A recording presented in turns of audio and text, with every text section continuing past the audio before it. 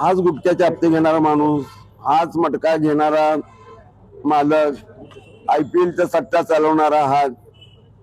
आणि त्यांनी ज्या वेळेला विधानसभेमध्ये प्रश्न उपस्थित केला, एवढे राष्ट्रवादीचे आमदार असताना दुर्दैव आहे की जयंत पाटील साहेबांना प्रश्न घ्यावा लागला. म्हणजे या दोघांचे किती मोठे कारनामे आहेत उमेश पाटलाचे आणि या सुहास कदमचे.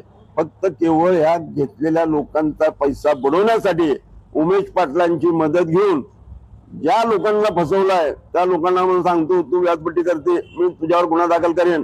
लोक यामुळे वैतागलेत. माझी पोलीस खात्याला आव्हान आहे की त्यांनी या संदर्भामध्ये पेपरला अशा हीन माणसाचा पेपरला देऊन अशा अनेक तक्रारी तिथे येतील अशा पद्धतीची व्यवस्था जर पोलिसांनी केली तर अनेक लोक याला मदत दिली पोलिसांनी तर पोलीस स्टेशनला जायला तयार आहे.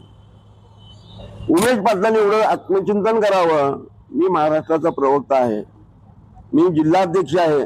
मी आल्यानंतर तिथं एक तरी पदाधिकारी त्यांच्या समोर पाहिजे. याच्या मागचं कारण काय? तू उपोषणला बसला, एक तरी माणूस, एक तरी कार्यकर्ता, एक तरी पदाधिकारी तुला एवढ्या कालावधीमध्ये भेटायला गेला का? म्हणजे तू किती पाण्यात आहे हे सगळ्याला माहित आहे. आणि त्यांनी कल्याण शिंदे साहेब आणि मुख्यमंत्र्यावर टीका करायची, पालकमंत्र्यावर बोलायचं. आता मुख्यमंत्र्यांनी जरी आदेश दिले तरी इथलं पोलीस खातं काय करू शकत नाही, म्हणजे मुख्यमंत्र्याच चालत नाही. मग तुलाच गृह खातं करायचंय का? गृह खात्यावर जायचंय का? हे काय चाललंय प्रकारे? हे स्वतः लुबाडलेल्या पैशाची मागणी होत आहे म्हणून हा उपोषणला बसला. याच्या मागचं याला 2 नंबरचं काय पडलेलं नाही.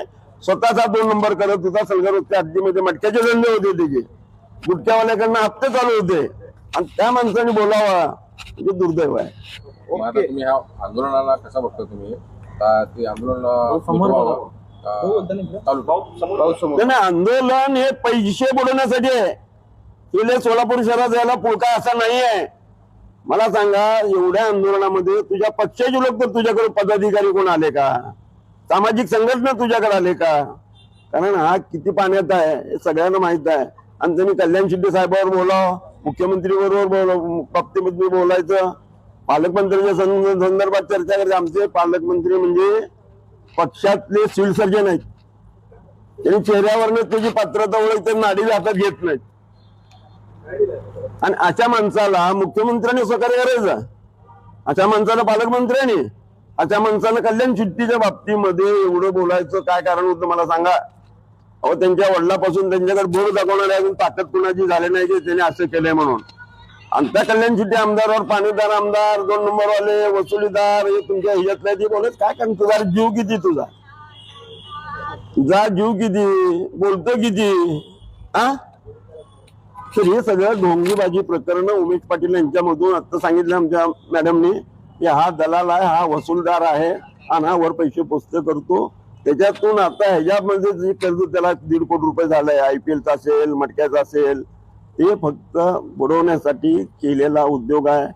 शहरातले 2 नंबर चाललेले आहेत असं त्याचा उद्देश नाही. त्याच्याकडे एक संघटनेचा पाठिंबा नाही, सामाजिक संघटनेचा पाठिंबा नाही. अशा माणसाने आपल्या अवकात ओळखून इथून पुढे राहावं.